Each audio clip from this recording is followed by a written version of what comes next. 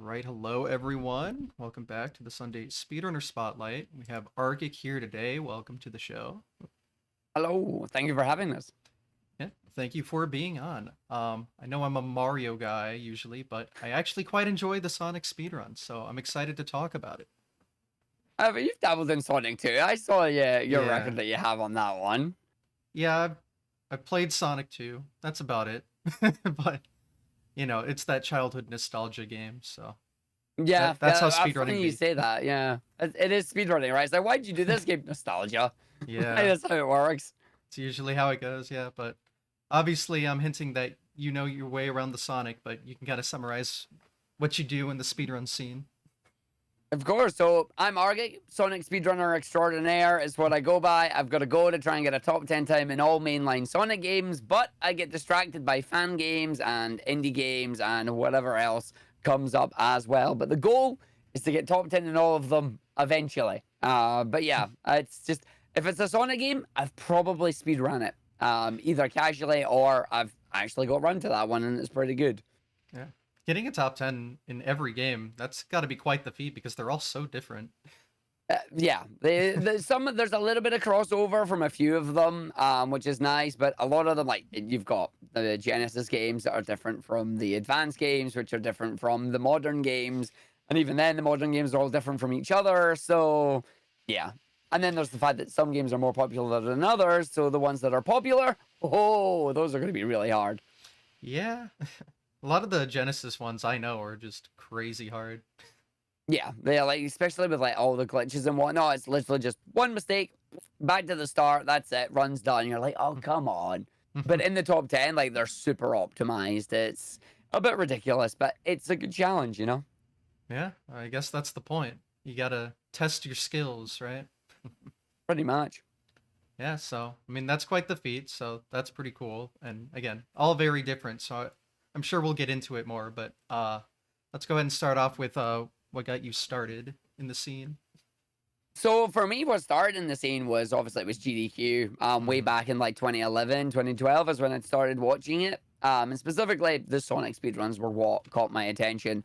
Was seeing people like Mike 89 and Worcester at the time, like the runs that were done by them and others like Siglemix Mario, Naglaria for Sonic. Like there was just loads of runs that you would watch over the years, and it was a case of these are amazing. And it's like, I don't think I could ever do this. So sitting there, and it was like every year 2013, 2014, 2015, nope, no way I could do this.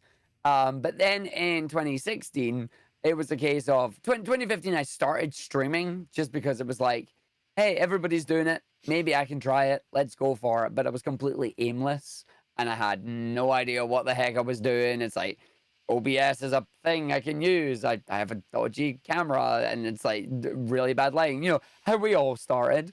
But it was a case of through that I was just doing anything and everything. It was just if I'm gaming, I'm going to stream it and we'll see what sticks. But it wasn't until 2016 when again after GDQ had finished, I'm like I really want to try and give this a go, but I don't know where to start.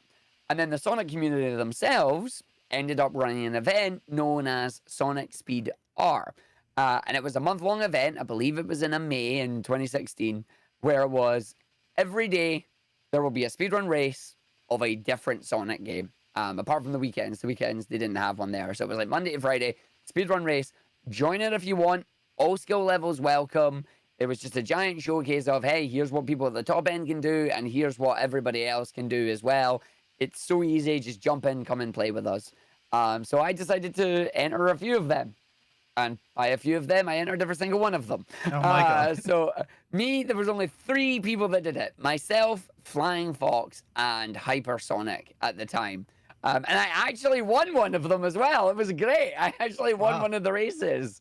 I can't remember which one it was. I wanna see. I don't want to say Black Knight, but it was one of the more obscure ones that people hadn't really done a lot on. But I managed to pull out. I was like, "Yo, I got a win!" But it was a case of, yeah, went and played through all 25 races. It was a lot of fun. And at the end of it, I decided Sonic Adventure DX, that's the first one. And that's the one that I decided to basically get my feet wet with and start speedrunning. And yeah, from there, things just took off, and I was really fortunate and really lucky about it. Yeah, that's a cool event. Like just anyone pop on in. There you Yeah. go. It was really cool because like a lot of the runners and that when they would finish they would still just hang out as well, like they wouldn't abandon you. I never once got left alone as the final runner doing something. They always came in and were like, yeah, no, we'll stick with you until you finish it, which I appreciate because Sonic 06 on the PlayStation 3 loads so much slower than the Xbox version. So I was guaranteed last, and because I didn't have an Xbox at the time, it's like, please don't play this game on the PlayStation ever again. Don't do it. It's you lose, I think it's like 15 minutes over Xbox load times, and load times are already bad in that game. Oh my But god. yeah, like we were never left alone. It was good fun. It was a great event, and yeah, it just solidified the fact of I want to try speedrunning. I want to try and get good at this. So I went with Sonic Adventure DX. Yeah. It sounds like a good first start. That's like probably the first like, decent Sonic 3D experience. So Yeah, yeah. I I mean, it know it was makes for a literally the great first speed one. run. Yeah, so It's so much fun. Yeah, it's like it's got really fun movement. It's actually one of my favorite ones to do.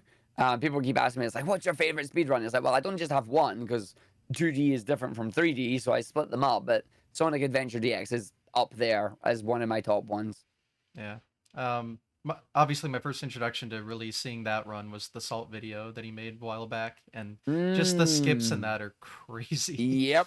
Walls? What walls? Nah, we don't have walls. What about this part of the level? Doesn't matter. We don't do it. Okay, over that way? Nah, we just turn around and fall down this hole. Like, what hole? Exactly.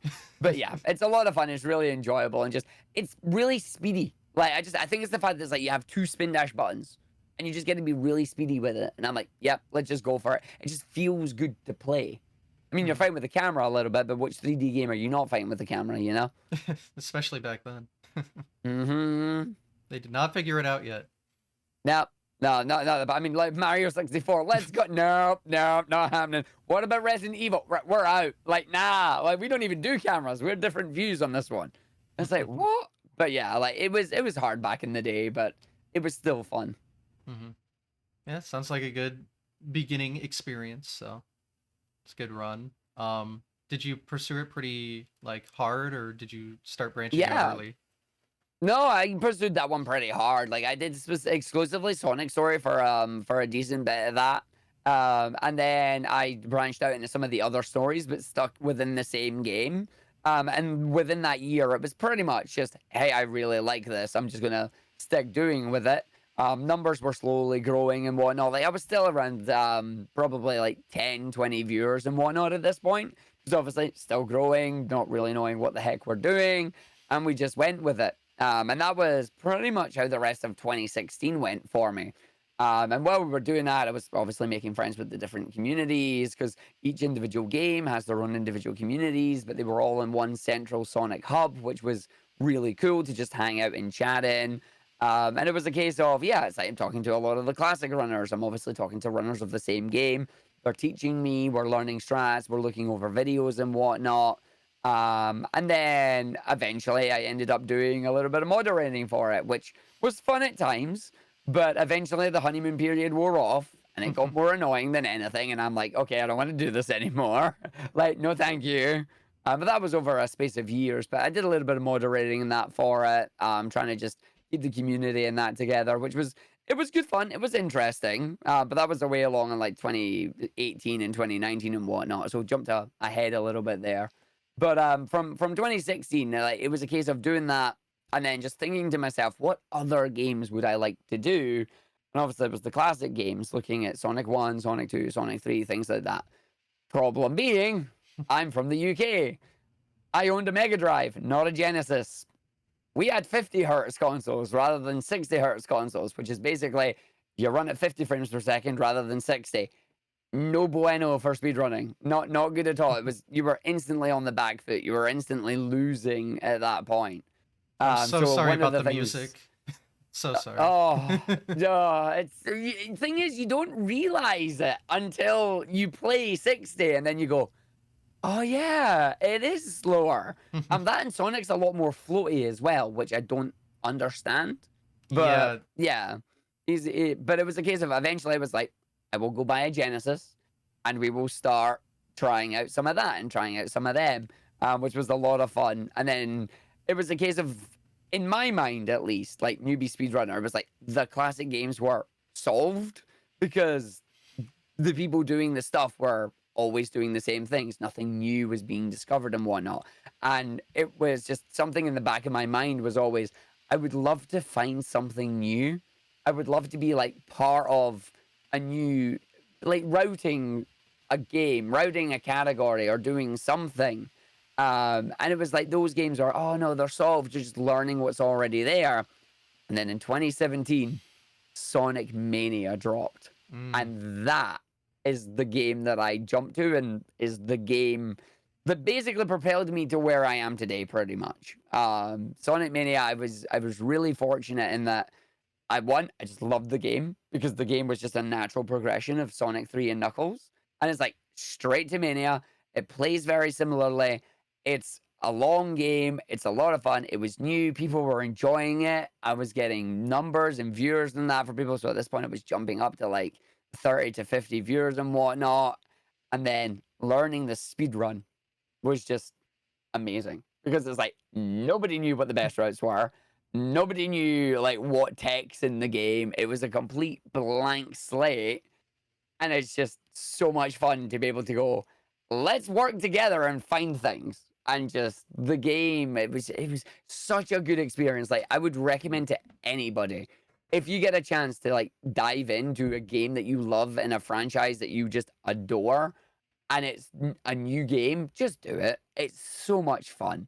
Like obviously, if you enjoy the game first, there's no point in doing it if you don't enjoy the game, because if you don't enjoy it, what's the point? But yeah, for me, it's just Mania. Just yes, so much fun, so good. Yeah, Mania is a fantastic game. It's a shame they saw the success and were like, let's not do that again. I'm so confused about that. Like, oh, Sonic Superstars is a video game that they decided to go with their 2.5D graphics instead of pixel art because they don't believe pixel art was good. It's like, do you not see Mania? People love this. Like, pixel art is timeless. It's fine. I'm mega biased about it. I love pixel art to bits. I think pixel art is amazing. But it was one of those moments that's just like, are you kidding me? Like, seriously? But yeah, Sega be Sega. They make some very interesting decisions. Some good, some bad. I don't know. But hopefully they make good decisions in the future. Fingers crossed for We that. can only hope. Oh, that we do. So, what happened during the discovery period of Mania? Did you find anything, or did the community find some interesting stuff? Everything happened with it. It was so good. Like people came in, and some people like myself were focusing on Sonic. The Tails runners were going hard with him. The Knuckles runners were looking for Knuckles and see what they could do with him. And just we were all just routing things together. We were trying to find level maps because there's this website called Sonic Retro that tries to get just like all things Sonic together in one location. And level maps are a godsend.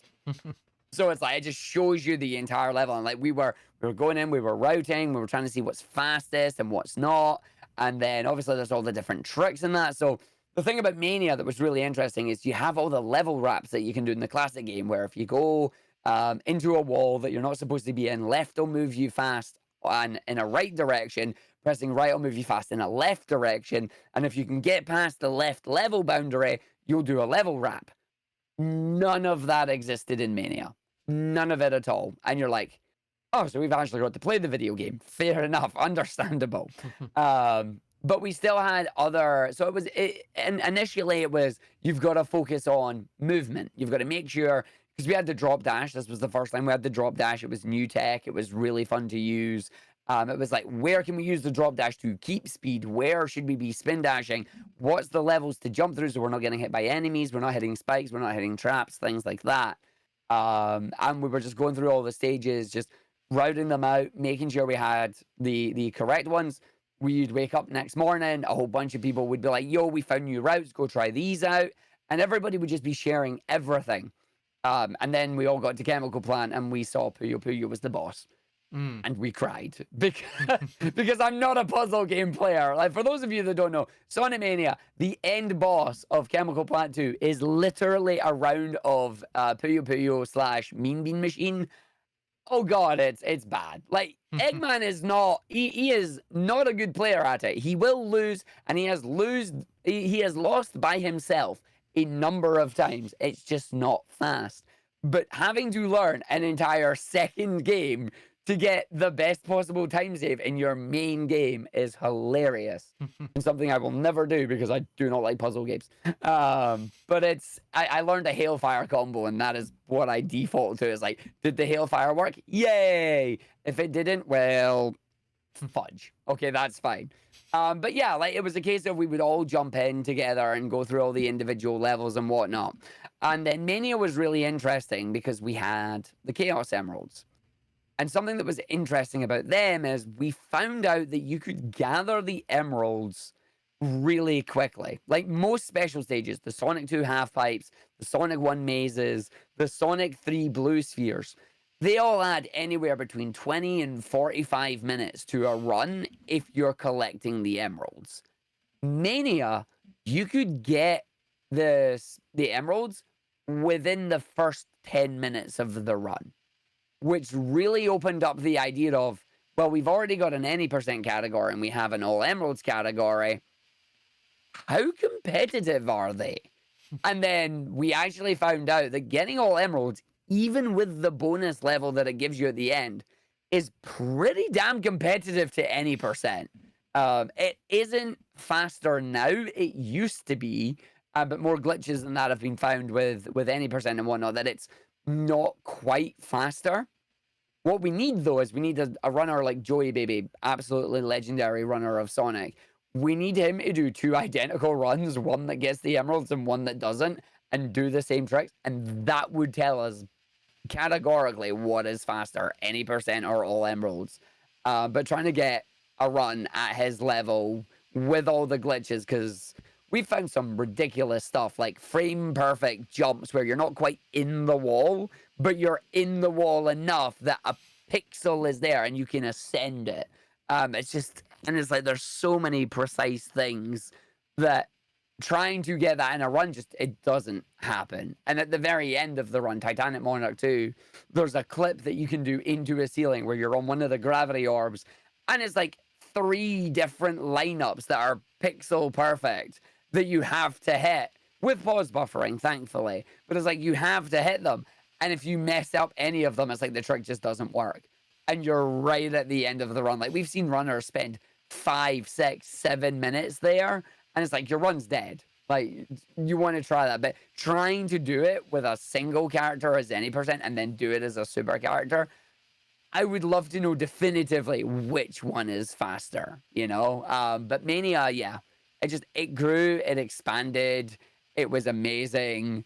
And yeah, it just, back in 2017, I say it was the game that slingshotted me, because just numbers went up, people were enjoying it. And it was also the first game that I got to submit to speedrun marathons as well, which was awesome. And it was ESA, European Speedrunner Assembly. It was the first one that I got to do, and they took Mania, and we were preparing for it for years. And it was just one of those moments where, yes, I would love to go and do this at the run. So fast forward into 2018, we're like, right, we've got summer here, we're ready to do ESA.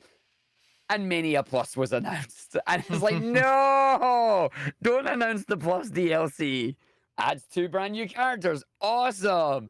Also adds more patches. It's like, please don't. Because unfortunately, Mania had a bit of a rocky time with patches. The devs patched out a few skips. We then found other ones. They then patched out those skips, brought back some of the older ones for us. And it was a bit of back and forth. And it's like, okay, couple of weeks before ESA, Mania Plus is dropping. I cannot upgrade. I will disconnect my computer from the internet. I cannot upgrade. I am not allowed to, or like, disconnect my Steam from upgrading it. Still needed to stream. But it's like, do not update the game. Do not buy the Plus DLC until after ESA. And I'm very glad we did that because it changed so much. And it's like, oh no. But the devs were it was really interesting with the devs just have because like eventually they joined the speedrunning server. There was a bit of back and forth between the community going, oh, why did you patch some of this stuff? And then them going, we had to patch it because we were told to, but we want to leave some things for you. So like they were trying to give us an in-game timer. Didn't quite work the way we wanted it to because it was an afterthought thing rather than built into the game, which was a shame. But that was really cool because they learned from that and they went and made Penny's Big Breakaway. And Penny's Big Breakaway has a speedrun timer from the get-go and it's accurate. It's like awesome. So the Mania devs, like they went off, they made Evening Star Studio, they went and did their own thing. They are still very much like in love with speedrunning and like try to cooperate with speedrunners, which I think is great. I want to see more devs doing that. I would love to see more devs being like, hey, you speedrun, can we help you with things like, yeah, give us either a beta branch or don't patch certain things or things like that. But yeah, so Mania Plus came out. It fixed a whole bunch of stuff. I'm like, I'm glad I didn't patch for that. But then it was 2018. Mania Plus came out. It was a bit of a renaissance for it. Mania just exploded again. Everybody came back into it to check out, like, what's the new characters? How's Mighty and Ray going to run? How's the new strats going to work? What's been patched? What new stuff can we find? And then there was Encore mode that was an entirely different speedrun in itself because the way you controlled the characters was all different. Like, it exploded again, and it was great. And then obviously before that, we did the ESA run before I came home. And it was really good. From ESA run was really successful. People enjoyed it. More and more people started following. They came to me because they're like, "Yo, you're the guy who talks really fast, like, and you were playing Mini and you were really good at it. We'd love to follow you." And just, I got a nice boost from it at the time. It was really nice. And then we got to use Mania Plus to go, "Hey, we can do it again." But yeah, like, so this was getting into 2018 and it was a lot of fun. Mania was still the main game. It was still the main grind. If I load up Mania now on my Steam here, I can quickly tell you, I think I'm over 1,000 hours. What am I at? Yo, Mania, what am I at? 1,483.5 hours. So I spent a lot of time in that video game. Yeah, that's how speedrunning goes. Yeah. I mean, I imagine you've spent quite a few hundred in your games of choice as well. Yeah, when you run a 5-minute game, your attempt counter becomes tens of thousands. So, that's fun. Oh, yeah. So that's how it goes. So what did Mania Plus, like, how did that affect the regular run? So for the regular run, like for me, I focused on all emeralds at this point, so I'll focus on the all emerald stuff specifically.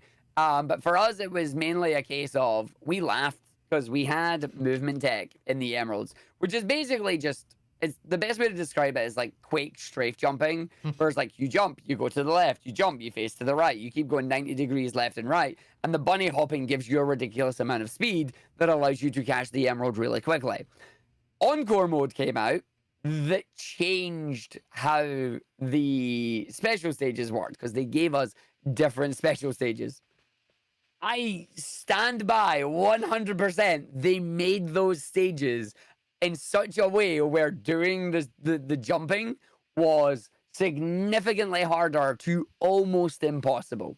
And I say almost impossible because speedrunning legend Darkspine Sonic came along and just went, no, I can do this. And like, it was a couple of months after, but he made a route for all 7 encore stages. And they're just ridiculous. Like, there are holes where you would normally land. There are bumpers blocking your way. Like, they knew what they were doing when they were making that. It's like, because you even look at some of the level layouts that they made, and a lot of the design changes that they made were, hey, a speedrunner normally lands in this spot. Let's put an obstacle there so they have to change it. And it's like, you cheeky... come on. But yeah, for the actual run itself, it was a few of the glitches in that were all patched out. We couldn't do them anymore. But of course, the way that it worked for us is we'll just find other ones. Because if you patch one out, we're going to have other people come in. They'll play the game. They'll look at the game. They'll see what they have. And they'll take it from there. And that's what they decided to do. So we found some new stuff. Eventually, we got the final patch for Mania Plus, where the devs announced, listen, this is it. This is the last patch of the game. We're not supporting it anymore. We're moving on to our new projects and whatnot. And they accidentally left a debug feature in the game for us. And we asked them, like, so are you going to fix this? They went, nope, we're not patching anymore. Like, that's a freebie. Have fun. So if you want to learn Sonic Mania, PC version, because if you press the super transformation button in a special stage, you can get instant Mach 3, which is the high speed. So if you don't want to learn the speed tech, you can just go instant Mach 3, catch the emerald in a very similar time. It's not as fast, but it's only like a couple of seconds per emerald. And we were talking about the mods about it, and Among Us going, hey, should we allow this? Should we not? And it's like, well, they've said they're not patching it. So we left it, and it's now speedrun legal. So yeah, can't do it on Switch, can't do it on console. It is exclusively PC, but also you get to use the dev menu on the PC, which allows you to do better practice and whatnot. So I recommend PC by default anyway, because it's just a lot more fun. But yeah, so after the final patch, the ebb and flow of Mania, just it went up and down. Like some of us had ran our time with the game. We were like, okay, still love playing the game, but we're kind of like done with it. We're not really finding anything new. And then there was obviously Joey Baby was still doing a bit of Mania, but was also jumping between Sonic 1, 2, 3, CD, things like that. And Rafomir came along. Rafomir, another amazing runner of the game, who was just putting times lower and lower and lower and lower. And there ended up being a bit of a rivalry between Joey and Raf, and it was phenomenal to watch. Because like it started like I held world record in the game with a 50. Let me get my splits and I'll tell you. It's like it was a 52 something at the time. So Sonic and Tails, good ending, way back in the day. For me, the record I had was a 52:48. I got the first ever sub 53. It was amazing. It was so much fun. It was great. This was 126 completed runs out of 303 attempts. And it was awesome to watch. And this was before a lot of the in-wall skips in that were found, especially towards the late game. But then we had Joey, we had Raph, we had Zaxxon, and they just pushed it lower and lower and lower, and it was really good. And I'm a card, and I've never done those tricks yet, so that's it for me. Like, no, not done them, not doing them. They're at the end of the run, not doing it. Go away, leave me alone. So I will go back to it eventually to try and learn them. But right now, I'm enjoying no major glitches. It's like cheats way out. We're doing no major glitches. Let's go. But yeah, it was really fun. But as we said, like the number of players started to dwindle. My viewership started to like just be like not tank, but like some people were like, yeah, cool, I'll come watch you this time, but like I'll go watch other people as well, because people's viewership patterns, they all change. We all go to different games and whatnot. And then that's when I just had the bright idea of, why don't I just play other Sonic games? And so speaking with people who were our big streamers who were making it a job, because like for me this was still a hobby. Like it wasn't, I was still working in IT. I was doing my 9 to 5, coming home, streaming at 6 until 9, and that's how it went. But the idea of like, I'd like to do this full time came to mind. As like, I'd like to do this, like why not try it? So I was speaking to people, and they all just started saying to me, it's like, if you want to grow, you need to stream more. And if you want to stream more, then it's like, well, I've got a job, I can't do that. It's like, well, you got to find time to do that. And then other people were like, it's like, yeah, maybe try and change up your games a little bit, but be wary. Doing variety is a lot harder than doing a dedicated game. So it was a case of, I'm going to cheat. I'm going to cheat the system. I'm going to stick with Sonic.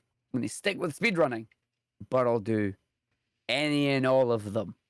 And then there was a streamer at the time that I was watching, was Big John, and he had a really interesting set of games called the Sonic 7, which was Sonic 1, Sonic 2, Sonic 3, Sonic and Knuckles, CD, 3D, and Spinball.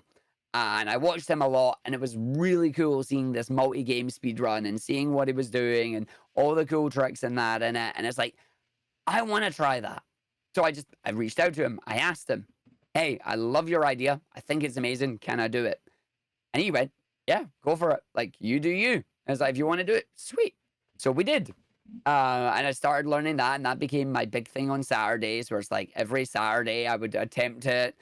We'd go through that. It'd be a lot of fun. It'd become a pretty big hype thing. Like, a lot of people really enjoyed that. And it was a staple for the channel for a long time. Still is, honestly. I still do them. They're a lot of fun. But it was a case of went in there and had a goal to get a sub 4 hour time. Managed to do it. I think it was it was definitely the final stream of the year. I can't remember if that was a 2019 or a 2020. I want to say it was 2020. But it was literally the final Saturday of the year, the final stream of the year for that. And I managed to get sub 4 hours. And it was one of the most hype moments of running through those games. And I'm like, just so happy that a goal that we made, a challenge that we wanted to do, was done. But it wasn't the Sonic 7. It was the Sonic 8, because we added Mania to it. Because why not add Mania? Like, it's the same as these other games. Why not add Mania to it? So it was the 7 games plus Mania, and just, it turned out to be one of the best things, and one of the things I'm most proud of entirely. And now I still do it, but because I've kind of pivoted to no major glitches rather than the glitched routes on stuff, I now want to try and get sub 4 hours with no major glitches, just to prove if it's possible. And currently my splits say it's possible, with my summer best being a 3 hour, 58 minutes, and 56 seconds. And my PB is 4 hours, 8 minutes, and 21. But trying to save that time is ridiculous. Like, it's so hard. To the point that, hold on, I've got a fun thing. To the point that I have optimized my game swapping. So let me. So my consoles are all over there where you can't see them. Yeah, but they're in a shelf. They're in a display shelf. They're connected up to the TV that's connected to the computer that does all the stuff. I can't afford to get up to go and reset the console to go and continue on to the next game as we go through. So I run on an EverDrive Pro, which is allowed. It's really cool flash card. Love it. It's amazing. So I made this really awesome device. It's called the reset stick. It is a long piece of bamboo that has an eraser on the end, or if you're British, a rubber. And this is literally what it is. It just has the rubber for protection, and then I just hold it, and I can poke the reset button on the console as I'm going through. And that allows me to get really quick game swaps. But then there's 2 games, Sonic CD and Sonic Mania, that are both on the PC. So the way I take care of them is I have buttons on my Stream Deck that will allow me to switch input from the HDMI on the consoles to the HDMI on the PC, and then immediately load the games and have the games preloaded, ready to go, and go in for it. So I just got really into optimizing the game switches for some reason, just to try and squeeze out every second in the category. Which is funny when things go wrong and then you lose like 2 to 3 minutes because the game swap didn't work the way you wanted it to, but it's like, whatever. Since then, the category has, the Sonic 8 has got its official speedrun category, its own leaderboards under the multi-Sonic games, and we do remove the game change times because not everybody has the ability to make a reset stick or make a cool system that allows them to reset quickly, so we now only go by the times of the runs themselves because it makes it fairer, which I'm a big fan of. It makes it fine, but I will always keep using the reset stick because it's a meme and it's funny and it's a joke. But yeah, that's something that's just been all through the years for me, and it started way back in like 2018 when that one started. To think I've been doing that now for almost 6 years. Yeah, I remember. So there's like some multi Mario categories, and I remember advocating for the ending the like reset times between, because some EverDrives would like load games slower than other ones, and yeah, I'm all for fairness for everyone. So yeah, that's exactly it. Like, there's no point in not. It's like, if we can make it fair for everybody, make it accessible for everybody, let's do it. Like, I'm always a big fan for that. Yeah, but Doing that across 8 games. That's a lot, Mm-hmm. especially when it comes to different consoles, because there's the Yeah. Mario Hour, which I guess would be like the Mario equivalent, and that's only 6 games, but you do get 3 consoles out of that, and that takes a while to swap sometimes. So It does, yeah, absolutely. And then you've got, like you're saying, you've got all the Molly ones. You've got the 601 and whatnot. Sorry, the oh 602, god, I believe. Yeah, yeah, like it's ridiculous. Like, look at, we're gonna get 100% in 64, Galaxy One, Galaxy Two, and Sunshine. It's like, what? Like, no, that's an amazingly long run. Like, Jesus Christ. yeah. I would not be doing that in my lifetime, probably. Yeah, no, save, nope, nope, not But for me either. Like, no. love watching it though. I'll let the Yeah. professionals do the work.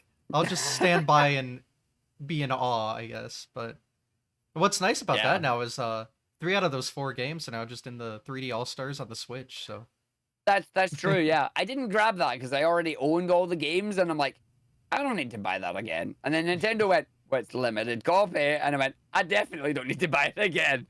Like, that's fine. classic Um, Nintendo. as they do. They make some questionable decisions, but then they also make some good things. Thank you for F099. I love it. mm, yeah. Although So good. unfortunately Mario 35 had to die, but Bring it back. Mario 35 was actually fun. Like, oh my I god. am rubbish at 2D Mario. Like, I am absolute garbage. I never owned a NES or a SNES as a kid, so I never really got to play them. And it shows. But when Mario 35 came out, I enjoyed just running through that and trying to do decent on it. But it was a lot of fun. I wish it didn't have to be time limited like it was, because I think they've proven that with like Tetris 99, with Pac-Man 99, Mario 35, and now F-Zero 99, like, there's a market for these games. People love these. Like, these are fun. Yep. But they get rid of my favorite one because of course they do. Oh, didn't they get rid of I think Pac-Man? Pac-Man's Yeah. gone, yeah. Uh, why do they do this? Who knows? Yeah. I will say though, Mario 35 did control a little different than the NES games, so Oh, yeah, no, it would. But the amount of times you get remakes on stuff and you're like, does this control the same? No, no, it doesn't. no. I don't think it's possible for game devs to make the exact same control scheme as they made for the old games. I think technology is just too different now, and Mhm. they can't get away with it anymore.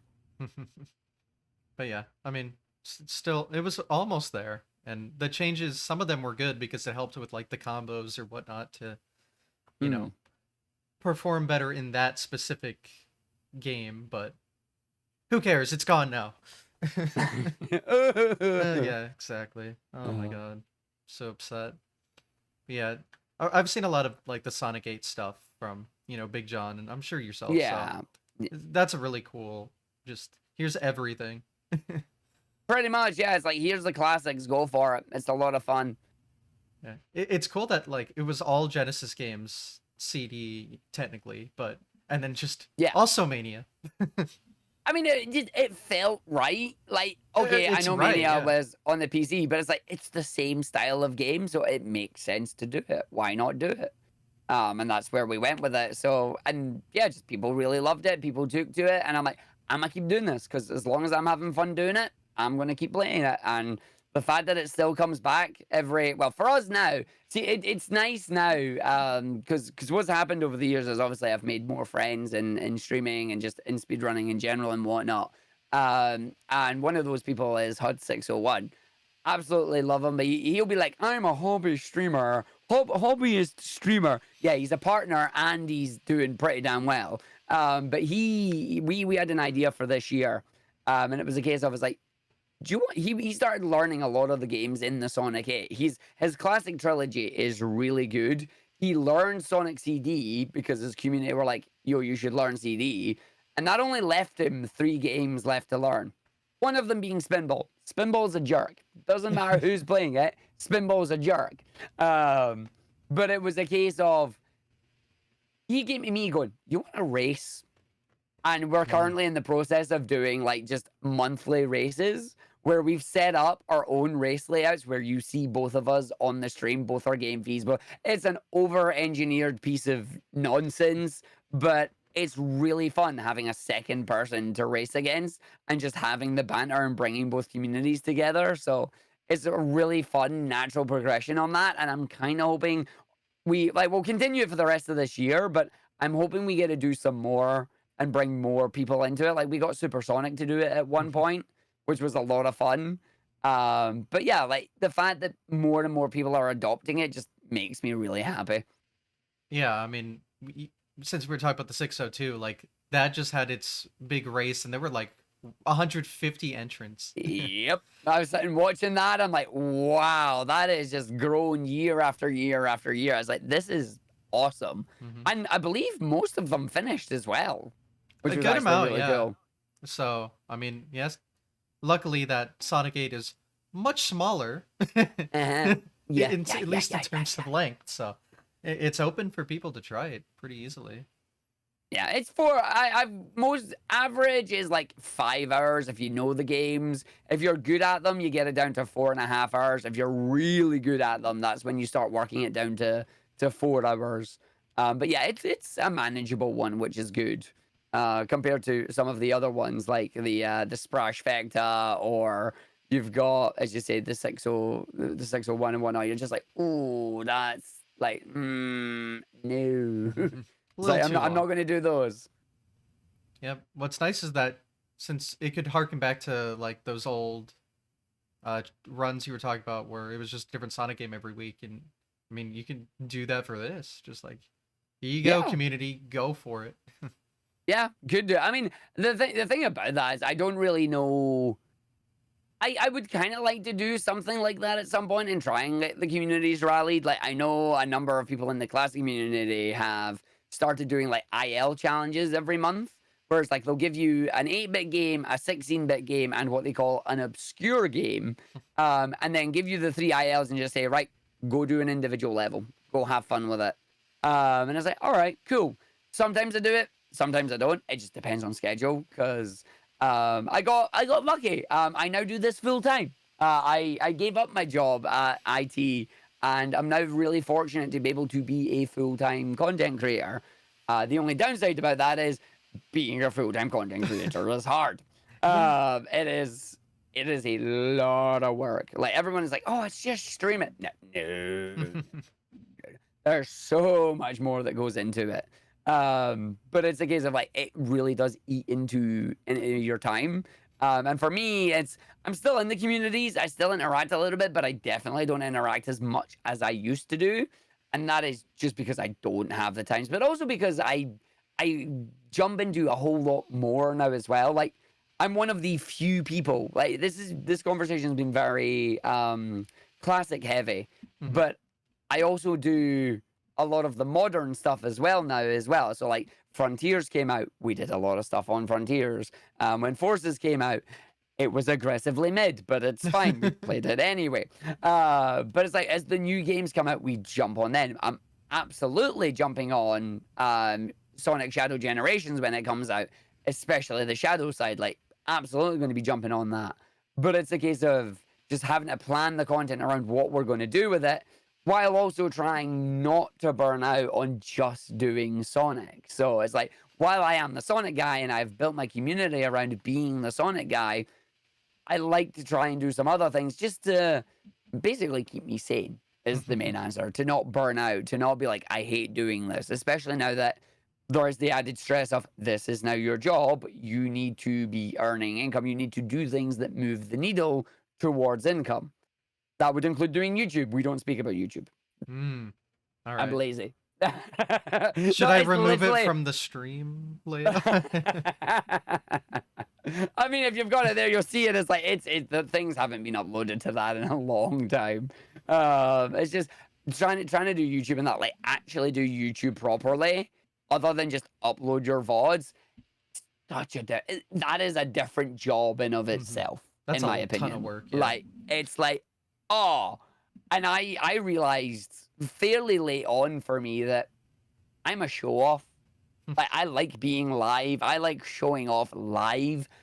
I can't write a script to save myself. Like, take the footage that you've got and condense it into a story of some kind. I'm like, what story? I do speedrun. I go fast. Like, what story is there to tell? So I'm trying to get better at that. I'm looking into like what other runners and that do, what other people do on YouTube to try and build it up. Because obviously you need to do that in this day and age. You can't get away with just being a streamer.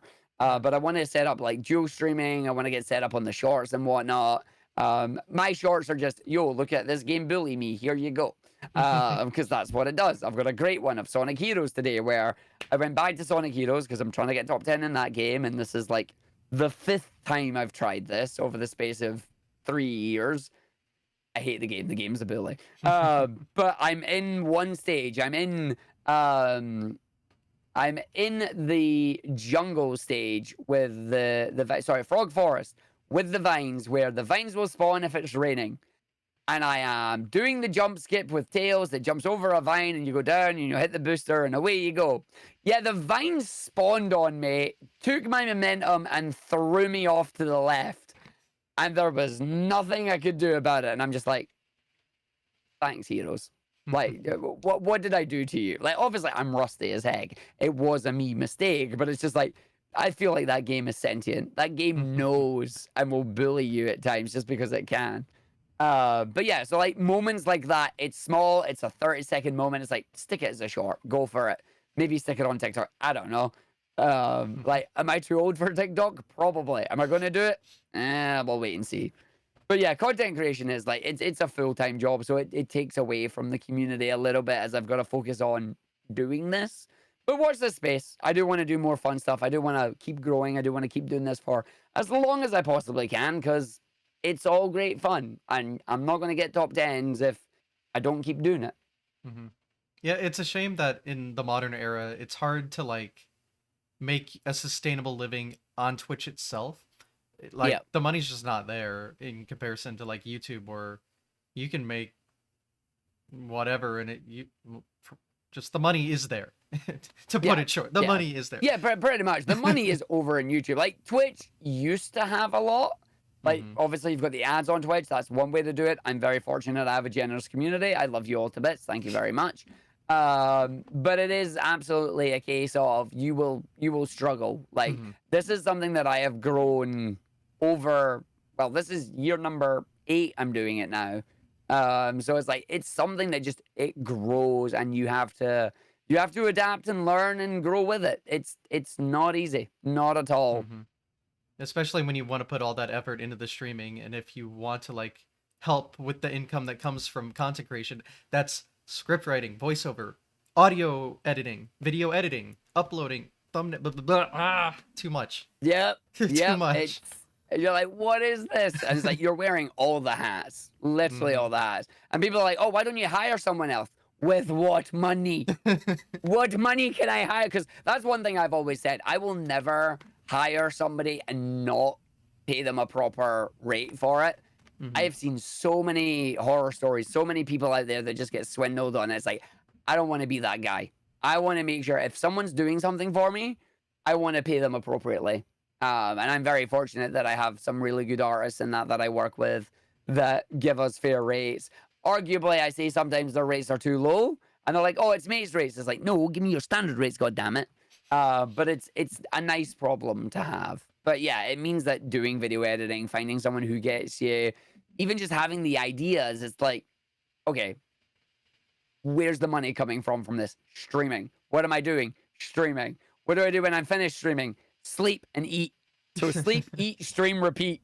Although I am getting quite good at being able to take breaks and like go out and touch grass, as they all say, and whatnot, which is nice. And Thursday, Fridays are my off day. I'll play Final Fantasy 14 because I love that game. We just had our new expansion, so we're in there right now, all going ham and just enjoying it, which is nice. It's good downtime. And I have the wall of games behind me that I will just sometimes I'll decide to play. Sometimes I might even show one of them on stream, especially indies because I love indies. Indies are just, they're amazing. Like they're just little mini adventures that don't cost a lot that are arguably better than the AAA drivel we have right now. Yeah, it's definitely the way to put it.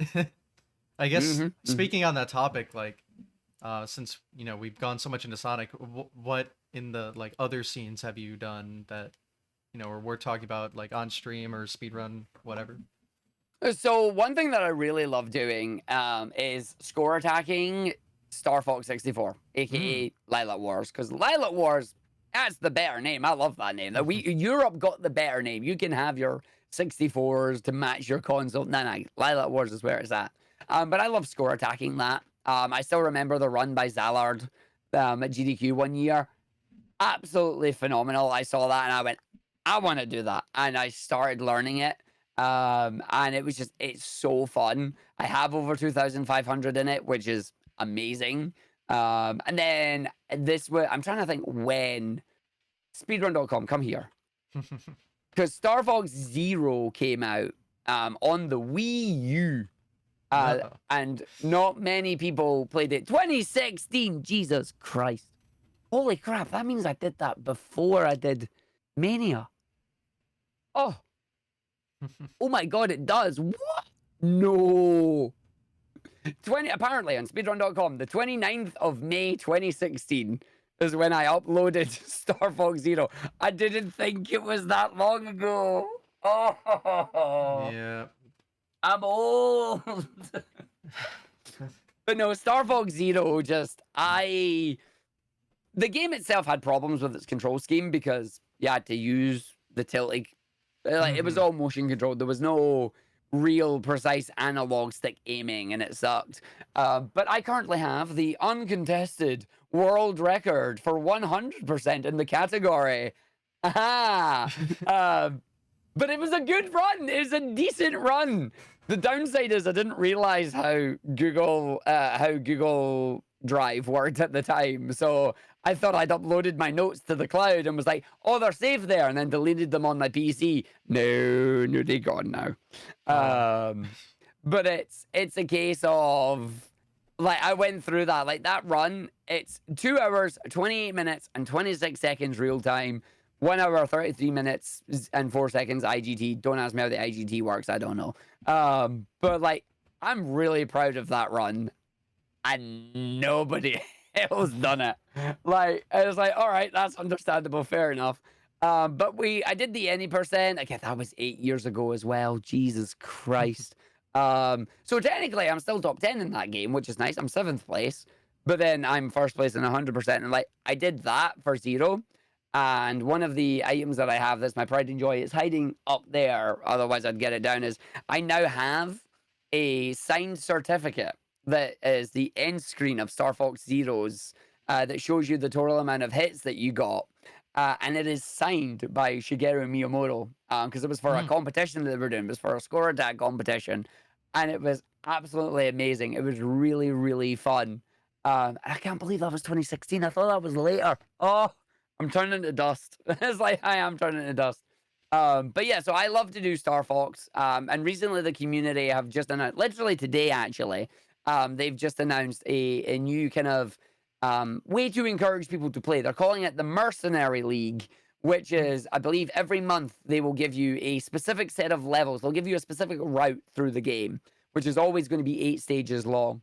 And it's just a competition of who can get the highest scores using the single life rule set, which stops endless hours of grinding because there are some infinite glitch exploits you can use. It's like, no, you have a single life, beginning to end, through these 8 stages, who gets the highest score? And I'm looking forward to diving into that, like once a month, maybe just doing a stream where it's like, we're going to go for the high score. Let's see who can get it. And I think it's going to be really enjoyable just to jump back into that a little bit because that allows me just to do something different. It's on the N64 side of things. It's going to be a lot of fun. And then obviously there's going to be all the indie games that come out, like Freedom Planet and Freedom Planet 2 were amazing. Yes, they're Sonic adjacent, I'm aware.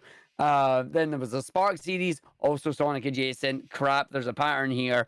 And then there's another one that's been kickstarted called Rolling Rascal that looks like a really cool 3D platformer that's also Sonic adjacent. I have a problem. I like speedy platformers. I have a type. And that is my type, basically.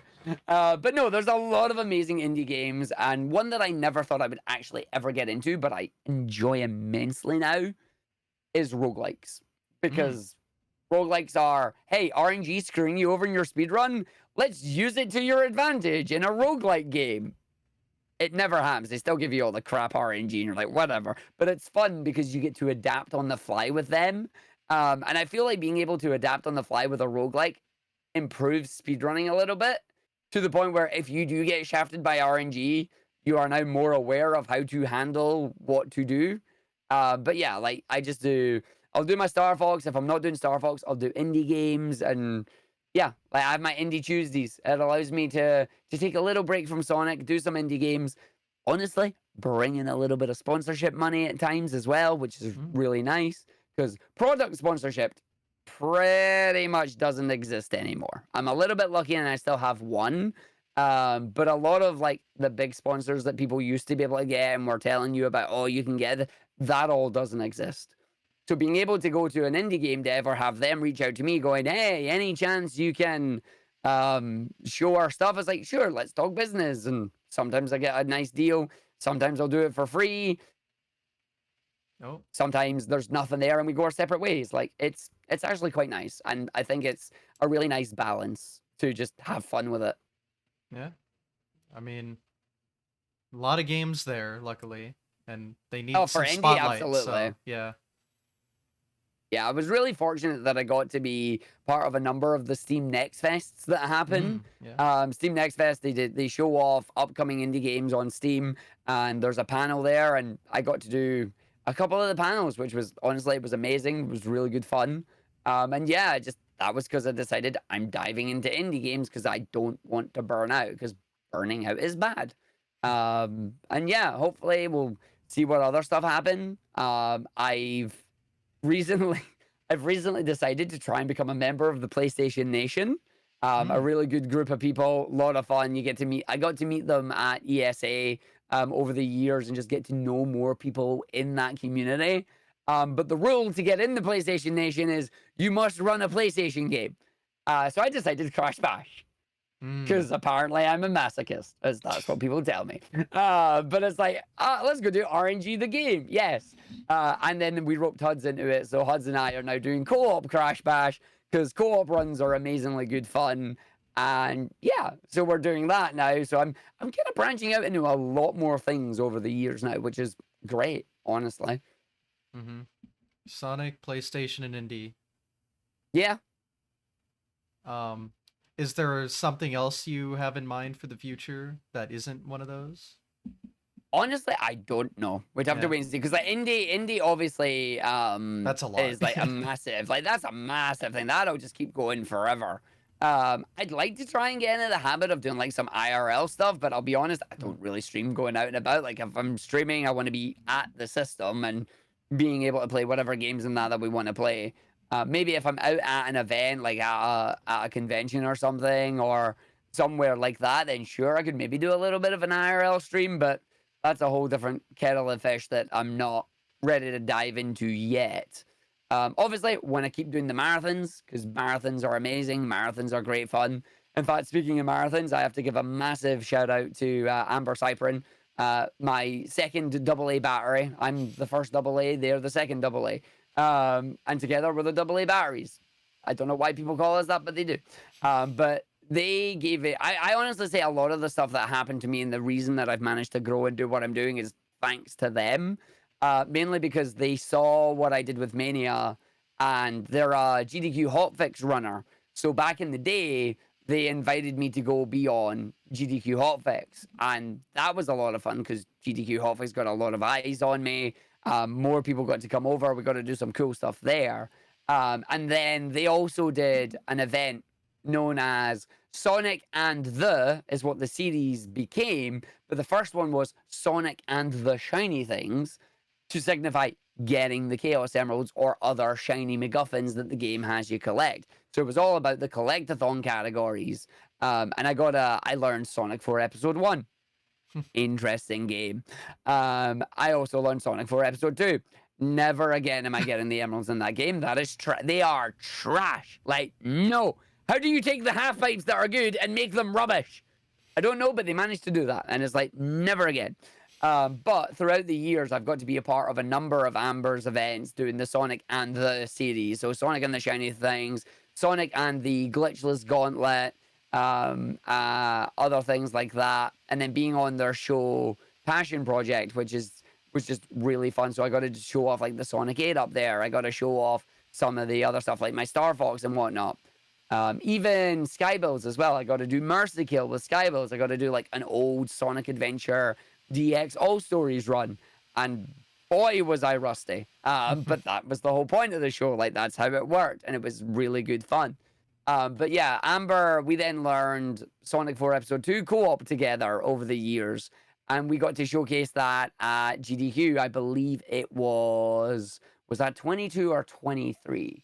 It was AGDQ, and I'm fairly sure it was AGDQ 2023. We got to showcase that. And that is an infamous run for me because I did that run while wearing a very cursed Sonic outfit. And it's just super cursed. It was a suit we bought from Amazon. It was a charity incentive for my own personal streams that we did. It became its own thing. I have an emote about it called Argick Boss. And we decided if they meet the incentive, I'll do the run in the suit. And I did the run in the suit. And we got world record with it, Oh my which gosh. was phenomenal. Because like we did a co-op run. I was in a daft outfit. And we got world record. Like, it does not get much better than that. Or at least I thought it wouldn't get much better than that. That is absolutely one of the highlights of my career and always will be. But I did get the fortune this year to go and run at GDQ in person for the first time. SGDQ 2024. I got to go and run Sonic Robo Blast 2 All Emeralds. I also got to host for you as well, You which was did. amazing. So I got to host and I got to run and go over there for the first time in person and just experience what the biggest speedrunning event in the US does. And oh my God, was it amazing! Like, it was just phenomenal. It was great fun. And it's up there as well. Like, I don't know which one is better. I honestly think they're both the same because they're both good for different reasons and you can't really compare them. But yeah, just wanted to make sure big shout out to Amber because I honestly don't think I would be here without Amber basically going, I like you. I like your stuff. Let's do fun things. And they're a great friend. We hang out. We play things together. I've been doing archipelagos with them. They introduced me to that. They keep trying to get me to do 180 emblems in SA2. Sorry, Amber, it's never going to happen. You know it. Like, I'll get to 171, I'll get to 150, and then give up or something. But yeah, it's a lot of fun. We get to do good shenanigans and that together. In fact, we're in the process of planning an event for the middle of this month. So watch the space. We'll see some silly shenanigans and that all coming together as well. And we'll have to plan our second Ring Springs and Dumb Things event. We did that last year where we played games that had rings, springs, and or dumb things. Dumb things included, but not limited to, Croc on the PlayStation 1, Bubsy. Mm. Oh, Bubsy. We did Crash Bash. We did a lot of Sonic games. We did a few Marios as well. We even did the Pokemon Pinballs, which were a lot of fun. Some Pokemon Stadium Rento Randos. It was the first time I ever did Rento Rando. So yeah, like it was a lot of fun just going through some retro games that I'd never been able to really play before because I'm a Sonic guy and that's too far out of being Sonic. But you make an event out of it and people show up and watch it, which was good.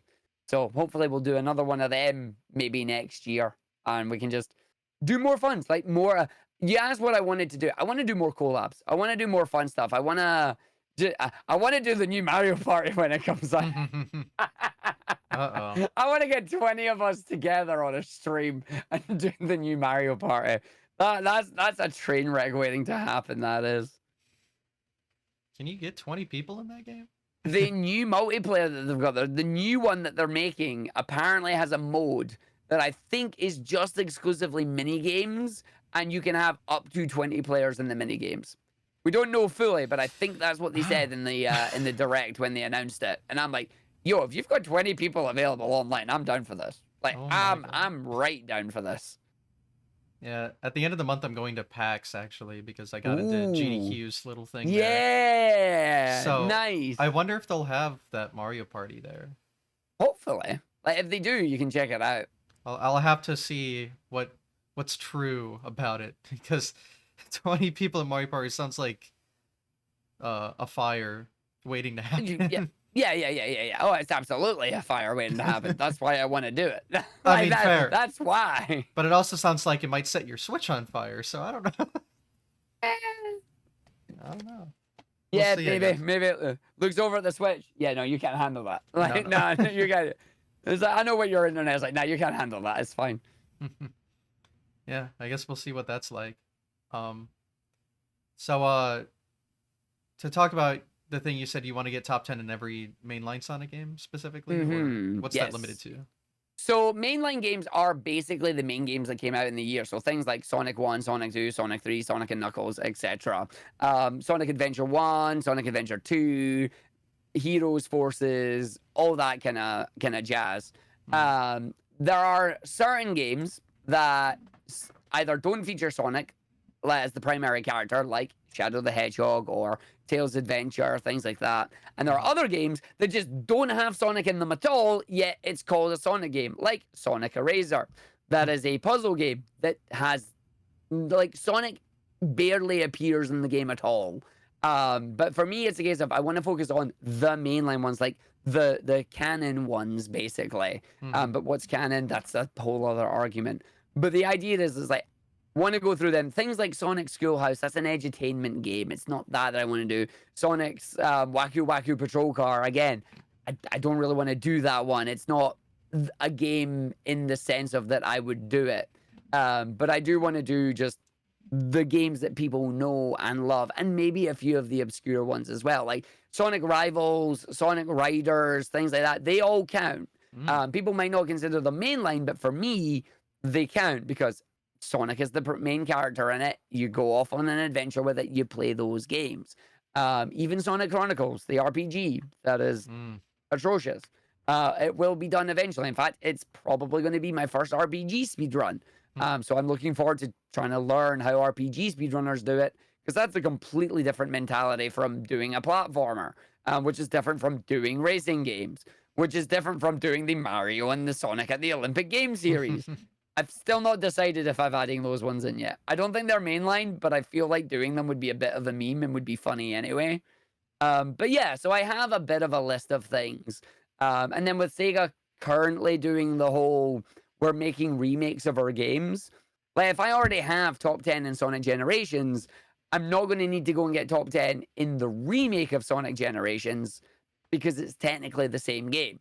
But I do still want to go and get top 10 in the Shadow side because it's brand new, you know?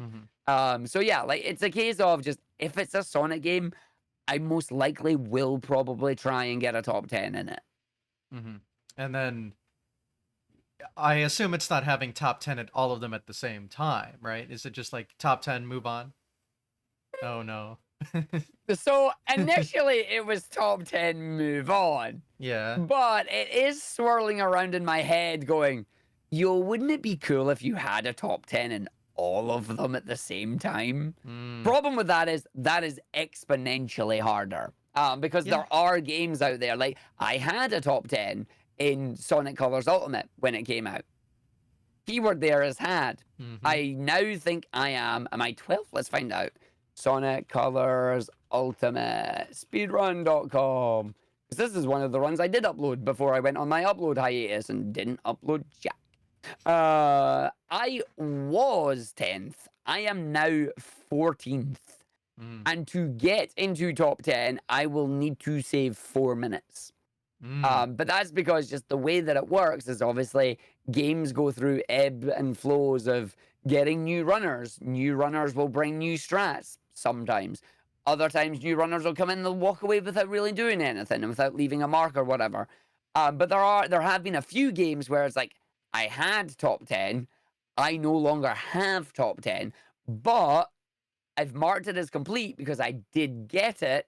I just don't currently hold it. Mhm. So, depending on how far down I get on the lists, it might be something I would like to consider of maybe I can go back and try and get the record again or get top 10 again and hold it, you know?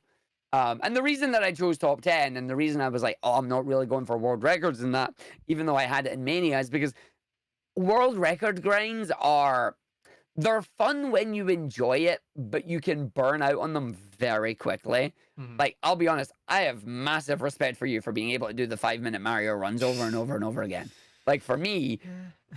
I would burn out on that fairly quickly, and be like, no, I've got a time I'm happy with, I'm done. But I have great respect for people like yourself being able to go in and do it and constantly go, I am pushing this lower.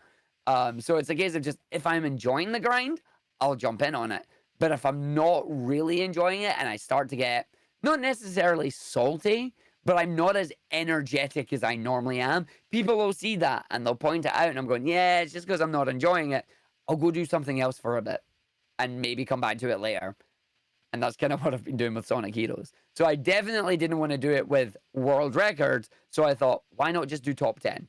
Some games don't even have 10, which means I don't just go and do one run and be like, hey, I've got top 10. I want to put time and effort into it, but it also means that I'm going to have fun trying to do Sonic 2 or Sonic Adventure 2 that have 300 plus runners that are constantly improving and close knit. And it's like, yeah. So that's why I chose top 10 basically. But whether I hold them all at the same time or just be happy with I held them at some point in time, we'll wait and see. We'll see. We'll Hmm. see where Argick ends up. Yeah. And do you keep track of all this on like a spreadsheet or something? My mods do. Oh, okay, I see. Yeah, leave the work to someone else. I understand. Thank you, Shezzy, for being the mod that keeps things organized because I do not. It's Mm. nice. It's like, I am very like disorganized in that side. Shezzy is the one that absolutely keeps me afloat in that regard. It's like, people are like, well, if you just uploaded to speedrun.com, it's like, yeah, I know, but I stopped uploading to it because I wanted to do YouTube seriously, and then I fell off that wagon and I never got back onto it. I have like 16 terabits of hard drive space that is filled with all my speedrun footage. I need to just go through it and just upload it and just decide yes. Just start uploading my speedruns and just go for it and see what happens and see what sticks. Instead, I keep getting in my own head, but yeah, we'll see what happens on that one. Yeah, and you can always have like two separate YouTube channels. Like, if I ever pursue content, I already have another channel for that. That way, I can keep Yeah, my yeah. just speedrun VOD, whatever shit, just goes there. See, that's the thing. I already have a VOD channel, which Mm. I will get into the habit of using, aka I don't. I have my main channel. Like, my main channel has like 3,000 viewers and whatnot. And it's just, oh, sorry, 3,000 subscribers and that on it. People want to watch the content. I just need to put it up there. But it's like, do I just make that my speedrun channel? Because I don't know what I would do content wise. My content is speedrunning, is Hmm. like, that is what I do. So I should just be like, that's your main channel. That's what you do. But then it's like, oh, split your indies into a third channel. You've got to split shorts and long form. And as I said, YouTube is a whole other beast that I just, Yeah, that's a spider web I don't want to deal with. that's fair. It is a mess sometimes. Too much to think about. Yeah, honestly, it is. And it's like, what are you doing wrong? Oh, your thumbnails suck. Oh, but I don't do thumbnail design. Hire someone. I don't have the money for it. And then you're just in a catch 22. And it's like, I'm going back to streaming. And then I stream and it's just away I go. And then I'm back in my happy place. Like, that's what it is. Mm. Streaming is my happy place. YouTube is the, you should be doing this, but Yeah, it's kind of how I feel. Although fair. I'm not full time, I can't do that. But like, I like the streaming aspect, but I'm not too interested in the whole work you would have to put into the YouTube because it's so much work. Like, It you is. almost have to make it a part-time job just because of how much work it is. It's like I don't have that kind of time. Mm, So it's like it's really hard. So I super appreciate everyone that does do it because that oh, content's yeah. great. I love watching it. Doing it Mm. myself, whew, that's gonna be hard. Yeah, you pretty exactly the same. Yeah. Hmm. So back to this top 10 Sonic things. So what categories does that? Can it be any category? Is there like the main any percent kind of type deal? So I kind of want to make it just the main any percents. I always want to make it Sonic is the main character. Okay. Whether it is glitched or glitchless, I leave up to the game itself. Because Heroes is a perfect example for this. This is the 5th time I am bashing my head against the hero's wall to try and get a top 10 time in it. And I started the first 3 times by just doing Team Sonic, which is just the any percent. And it has ridiculous tricks and skips in it. The main offender being something known as bot boosting, where you have Tails, you play as Tails, you're in the flight formation. So you have Knuckles at the bottom, Sonic in the middle, Tails at the top. And to do a bot boost, you need to have Sonic knocked out of the flight formation. So it's now Tails holding Knuckles holding on to Tails, and Sonic is elsewhere. You then need to put a wall between you and Sonic, and then switch to Sonic. It's start a flight actually. And then once you've done that, you get pushed a ridiculous amount of distance away from Sonic as long as he is still in his invulnerability frames. So the quicker you can do it, like the quicker you can knock him away, put a wall between you and him, and then fly, the further you'll get launched. And because you're going so fast, level geometry is not loaded, collision is not loaded, you are cutting out massive parts of the stage. The problem is if you fail it, you're dead, and your run's dead, and you're back at the start.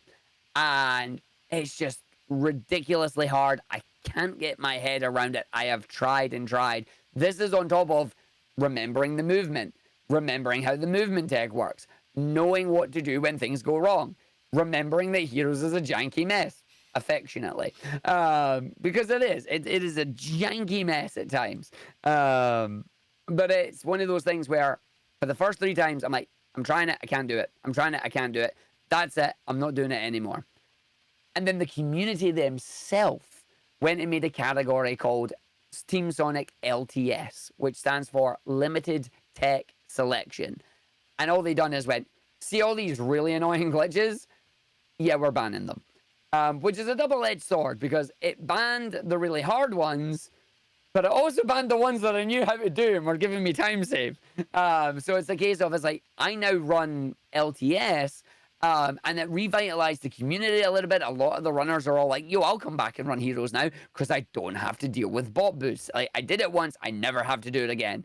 Now that it's banned and they don't have to do it, they've all came in, they've started running the game. That category has had massive improvements in it. The runners have all rallied around it just to get the category as low as they can, and it's a lot of fun. And just in that case, I would rather do the LTS category rather than just the any percent category.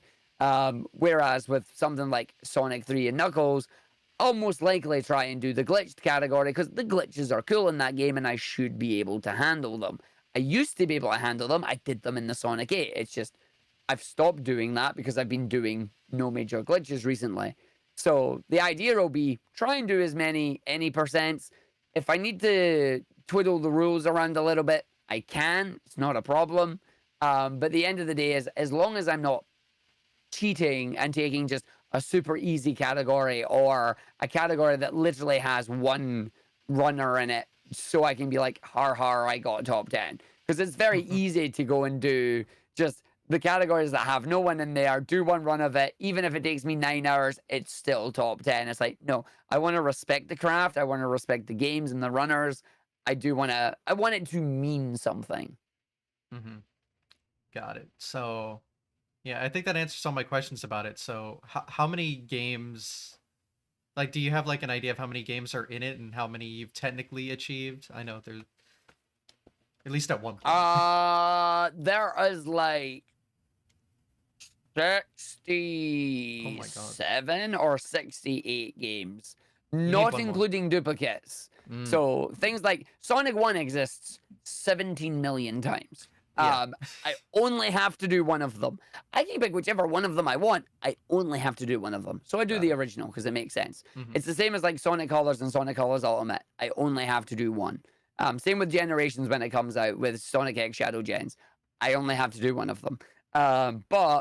Yeah, it's like 67 or something games. I think I hold 8 or 9 of them because I have Mania, I have a lot of the 8-bit games because Mm. it was the start of last year or maybe this year. I did a whole bunch of the 8-bit games because I went into it with the idea of I want to get one top 10 every month. I think I lasted 3 months before that schedule disappeared. Not because I stopped doing it, but just because I bumped into a game that was hard and took longer to do it. Mhm. But like I think I have about 8 or 9 of them right now. And the problem and the reason I don't have more of that is because one, indie games are distracting me, and two, so are fan games. Mm. Sonic fan games are amazing. Sonic Robo Blast 2, the one I ran at GDQ, I took an entire month of just like playing that nonstop because that's the one I wanted to focus on.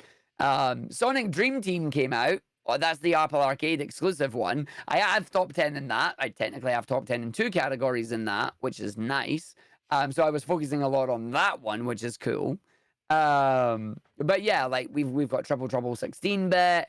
We've got Time Twisted, we've got Robo Blast 2, we've got 3D and 2D. Like, there's so many really good, fully fleshed out, finished fan games. And I've been speedrunning them as well, just as kind of a side gig. But they don't count towards the challenge because they're not official. Mhm. But I still like speedrunning them. And it's like, you're getting distracted again, aren't you? It's like, yeah, because it's content. So it's like it's not a hard and fast rule that I have to always be on it, but it's a case of if you come in, you'll most likely see me doing like challenges of some variety in that regard, be it on my current game that I'm focusing on, or I'm trying to improve a previous game, or maybe I'm doing crowd control because crowd control is hilarious.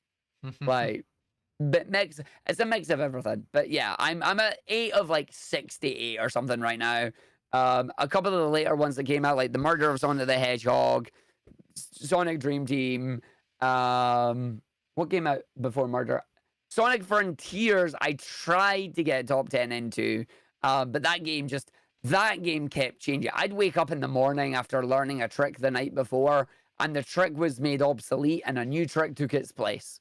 And we knew there was DLC coming out over the space of a year.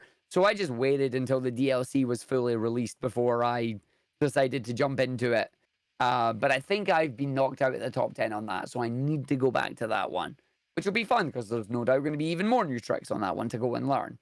Mhm. It just sounds so hard because, as more time passes, people are going to get better. It's going to be harder to do each Yep. one. So, Yep. but Absolutely. But as I I said, guess, it's just a fun challenge. yeah. There's no major failure if I don't do it.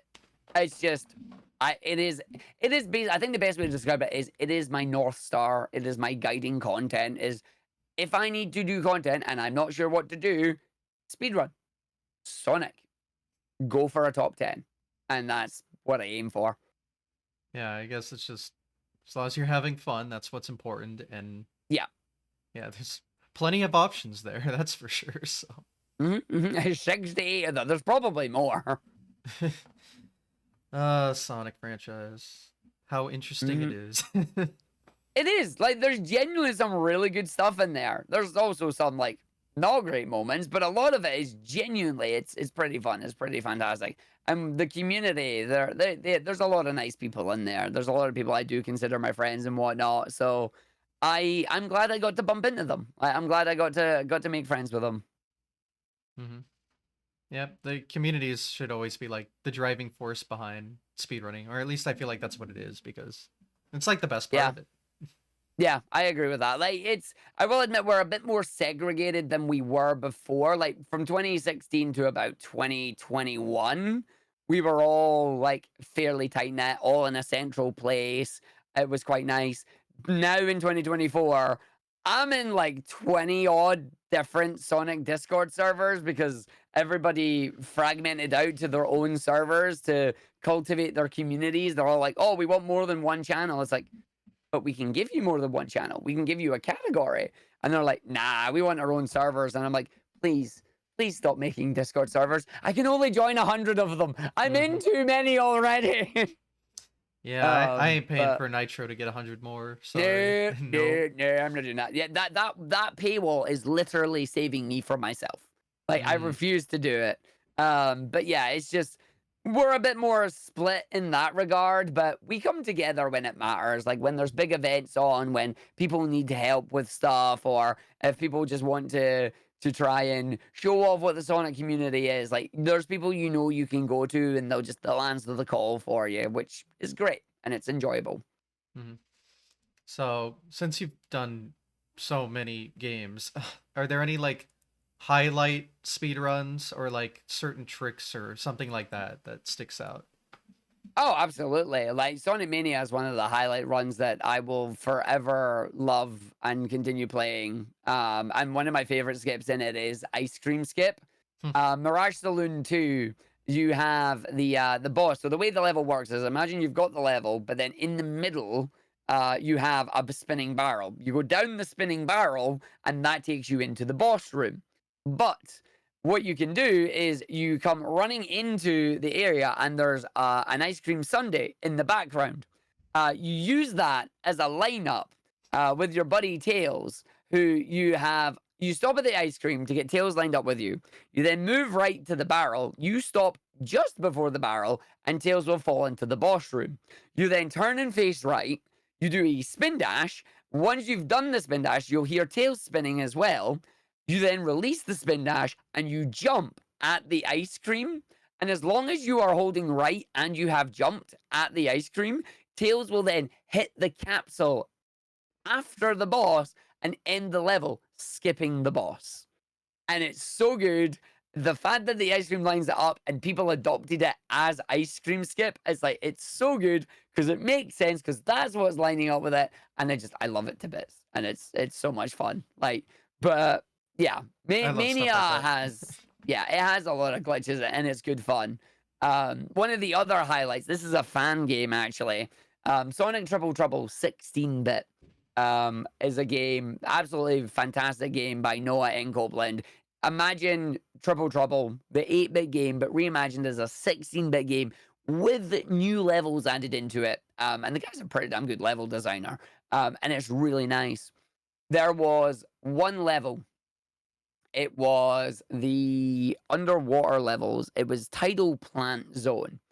And what we figured out is that the level before it, Robotnik Winter, had a boss skip that you could do. Where, well, not a boss skip, you would kill the boss, and then instead of finishing the level to then trigger the cutscene to go down into the level properly, what you could do is you could kill the boss. Instead of dropping down to where the capsule is, you could fly over the capsule area and go land in the elevator that would take you down to the tidal plant. When you do that, the game gets very confused. It will load you into the next level, but it will immediately teleport you to the end of the stage. The problem is the end of the stage doesn't have the end of the stage. That's not where the boss arena is. But what we managed to find out, just because we were faffing around, me specifically, it was me, Huds, and there was one other person, and I'm trying to think, I think it might have been Rafflemere, I'm not sure. But we were messing about with it, and we could find out that once you got warped to the end of the level, you could hold right, hold left to go back into an out of bounds area, but you were then against the drowning timer because you were going to drown. And we found out that there was no way to actually get out. But we did find out where we were in the level because eventually you went far enough left, you hit an invisible wall, you couldn't go through it. You then switched to Tails, you flew with Tails a little bit, and we realized where we were. And we were just messing about one day. I was just messing about on stream. I have a clip of it when it was discovered. And my drowning timer went off, and I drowned. And the way you drown in the game is your character just falls. And as the character fell, we heard the checkpoint noise. And the game respawned us at the checkpoint right before the boss of the level. And we could not believe what we just saw. And we were like, we have to replicate this. How did we manage to go from this takes you to a random area out of bounds, there's nothing you can do about it, to no, it turns out that when you die, your character's hitbox is still active and can interact with objects. And there's a checkpoint somewhere. Literally a couple of hours later, after a bit of labbing, it was discovered that there's a set of precise movements that you could do with a number of spin dashes. You go all the way over to the left, you do a number of spin dashes to the right, you'll eventually hit a brick wall. And when you hit said brick wall, put the controller down. Wait until you drown. It lines you up perfectly every single time. And it gets skipped an entire stage that took like 5 minutes. So the stage went from 5 minutes down to a minute and a half. And it was glorious. It was such a good moment and is arguably one of the best discoveries I've ever made. Yeah, I love accidental discoveries, especially when they Yeah. save that much time.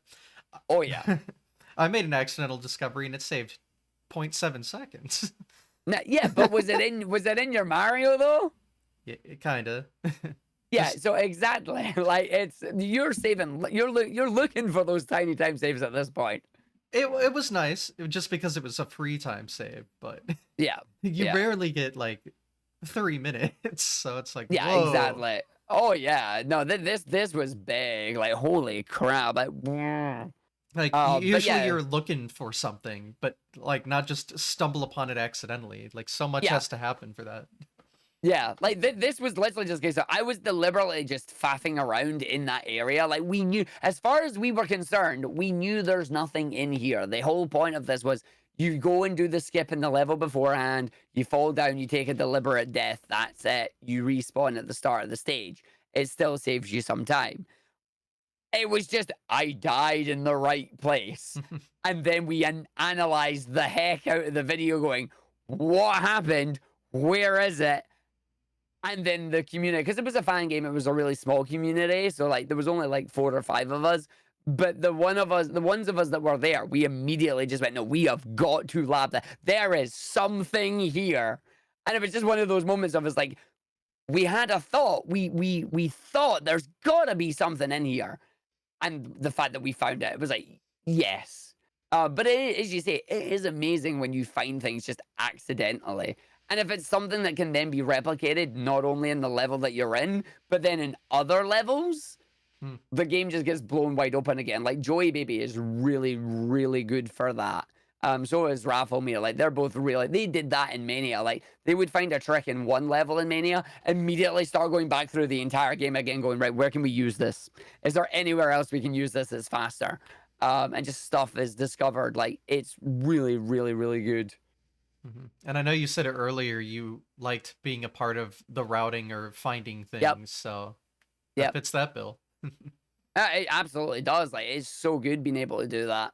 And then the fact that we were able to take that, like, it's really cool. Where is it? Oh, it's not able to be pulled down. One of the things we were really fortunate to do along with ESA is we got to do the Break the Record live events. Yeah. Those were live time attack events where it was a case of 8 runners over 3 days competing for a prize pool. And those that had the best time got the best share of the prize pool. There was a number of games done. There was a lot of Mario. We did a bit of Mario. We did a lot of Mario 64. But we did a bit of Mario Sunshine. We did Doom Eternal. There was Spelunky. There was Sonic Adventure DX. That was really cool. But the one that I love the most and I am really proud of is Sonic Mania. Because we had all of the top runners. We had 8 of the top runners. It was literally 1 through 8 were competing, and it ignited them in the community to be able to be part of this, to go and just try and get these top times. And we were actively seeing people like Joey labbing in real time during this event when you're against the clock. It's like, why are you labbing right now? But we got in that event, we got 3 new world records under the sub 50 mark, like 49s, 48s.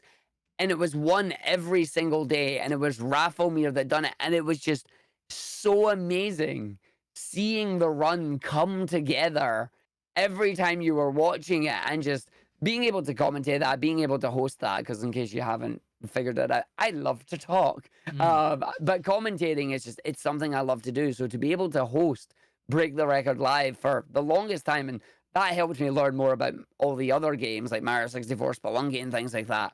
But to be able to do it for Mania, and I've still got a copy of the booklet that was made. HUD's made a booklet for it that documented the history of the times, documented the strats, documented all the highlights that we're expecting. And so it was really thick. Like I still have that, and I want to frame it because it's just a memory of an amazing time, and it's just yeah, it's amazing what pulling out a competition like that can do to a game that you think is complete, is not getting much lower, or is currently, a little bit quiet. But it brought them all back for a bit, and it was fun. Mm-hmm. No, I love the lifetime attack format. So Yeah, much cool I think it's moments come really from good. that. Especially in a live Absolutely. format like Pace, for example. Like just being in the Yeah. crowd with all like 7 people for their all doing their things, and then like because with a game as hard as that, you're not gonna usually see a world record unless you're No, using exactly. 2020. But you're still excited for the PBs because you have your own leaderboard, so there's always something to be excited about. Yeah, like the lifetime attack. Like, yeah, you're going against not only just the speedrun.com leaderboard for world record, but it's like, no, Hmm. you have the events leaderboard here. This can change at any time. Hmm. And it brings the story, it brings the event, and it's absolutely amazing. Yeah. So yeah, I've seen plenty of the break the. I think like the break the record events is kind of what kickstarted that format, if I'm not mistaken. Yeah, no, they kickstarted the format. I think they did like two or three of them because like Cheese was a big part of the Mario 64 ones. Hmm. And then Cheese just like really liked that format, took it, and then ran with it at pace. And we've seen quite a few of the ones happening at pace now as well. Obviously, Mario 64 is the main one, but Hmm. they're slowly branching out into other stuff, which is pretty cool. Yeah, I remember Speed Gaming had Chase for the Record, which was kind of similar. Similar, yeah, and they Yeah, don't really do that anymore, no. unfortunately. I think the only one that really does it is Pace. They are keeping the format alive. I know Pokemon did it for a bit. Their Mm. community tried it for a little bit. I don't know if they still do it. But it is nice seeing just lifetime attacks come out and be like, this is an alternative way to watch and do speedrunning. Because like Hmm. marathons are one way to do it. Grinding, world record grinding is a second way. Competition is a third way. Like there's so many different ways to do speedrunning and just have it being showcased. So who knows what the future is going to bring with some more. Yeah, that's what's great about speedrunning. Just there's infinite content possibilities essentially, so you're never bored. Yeah, I agree with that. Yeah, and that format specifically is great because if one person just keeps resetting, I mean, there's usually like a bunch of others that probably are somewhere else, so there's always Yeah, something to watch at least. there's always, yeah, if you've got 8 runners, there's always one runner doing something. Unless you're doing Minecraft and it's a 20-minute Mm, run and they're all resetting for RNG, but that's the joys yeah, of Minecraft speedruns. Like, they are shotgun front loaded, bang, bang, bang, bang. And it's like, please, no, I want to see a run get going.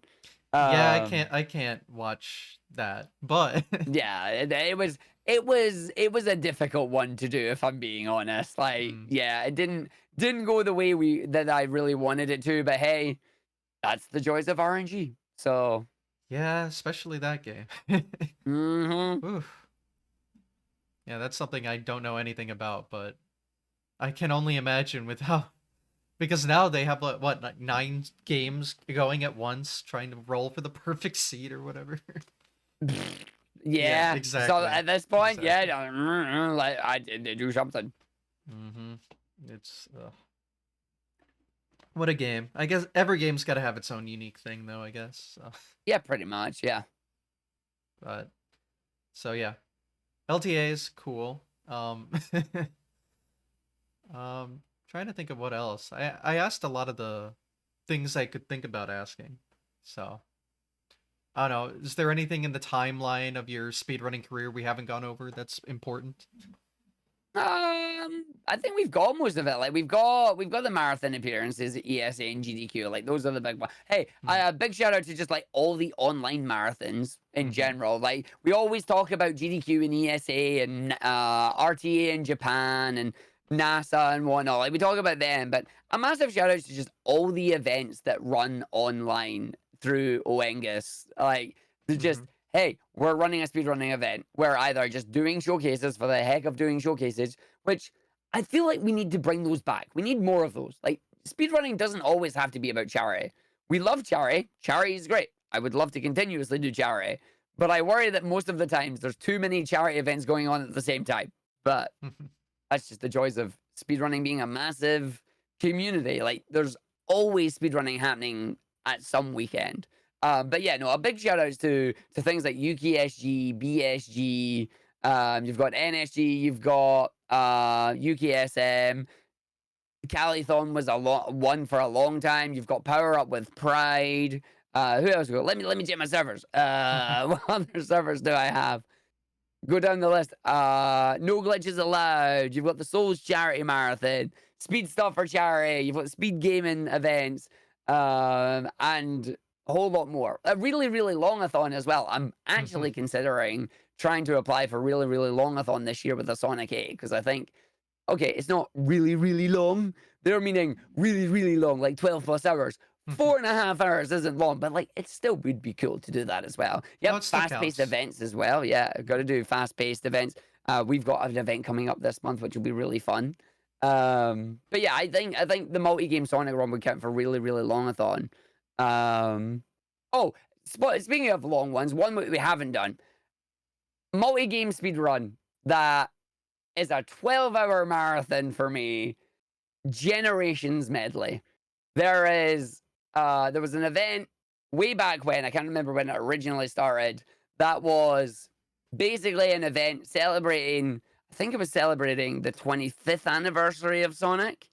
And we did basically a relay race. So 2 teams, relay racing, and it was the games represented in Sonic Generations and Generations itself. So you had Sonic 1, Sonic 2, and Sonic 3 for the classics, Sonic CD because Metal Sonic's a boss fight. Then we went to, for the Dreamcast era, you had Sonic Adventure 2, and then Sonic Heroes. And then you jumped into the modern era, which is Sonic Colors, Sonic Unleashed, and Sonic 06, and then finishing with Generations itself.